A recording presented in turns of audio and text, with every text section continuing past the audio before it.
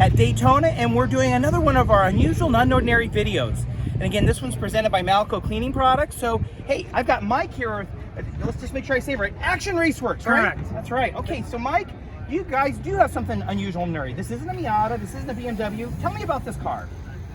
Well, this is a 1999 Camaro base model V6. Yeah. I built this car way back in 2015, and that's back before people really tried to pick the best car for the series. Okay. And we got this car. We got the rolling chassis for free. Okay. So that is how we ended up down this road. And raced it a couple seasons, and just kind of grew attached to it. At this point, we kind of dug our heels in and don't want to abandon it. So we're doing our best to work with the rulebook and try to make it competitive with all those BMWs and Miatas. Yeah. Now this is about what, a 97, 98? And there's a 99. 99. Okay. Right. Yeah. Now years ago, I used to race in a series called the Motorola Cup, Grand Okay. Am Cup, and they didn't race Camaros, but they ran Firebirds, which is essentially the same. Yeah, animal. it's essentially the same car. Yeah, yeah.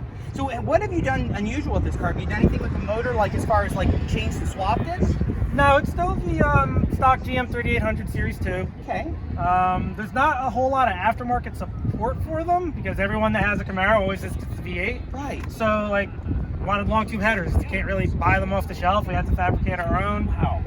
And the rest of it is, I do all my own fab work, so a lot of everything I tried to gain advantage on was fab work. So the dash is all custom, did all the cage work, did our best to make it as light as we could. Yeah, and it looks like you almost have like a circle track seat in there. Correct. Well, I came from circle track racing. Yeah. So cool. I did circle track before we made the jump over to back then ChampCar and now ChampCar. Right.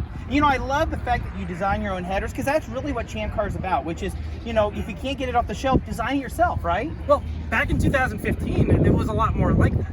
Everybody kind of just, no one was really, I mean, there probably were some people thinking that way, but most people just ran the platform they knew or the car they got for cheap or free. Right. And just did what they could to make it work. Yeah. And we're not quite ready to abandon that. Hey, we had RX-7s. I get that. You know, it's Yeah. fun. You know, before we got on the air, we talked a little bit about this paint scheme. Could you just kind of describe to me what this paint scheme's from? Anybody that played racing video games, if you played Grand Turismo, I think all the way back to Grand Turismo 2, it's the paint scheme from the Camaro LM race car. Okay. So cool. It was one of the prize cars you got at some point in the game. It was like early 4th, 98, 99, I forget what year it was. But this was the paint scheme, and that was the inspiration for this layout. Wow, that's pretty. And you're like, I'm now racing what was playing on a video game. Exactly, yeah. So it's like 7 years old. My mom got me Gran Turismo 2 for Christmas.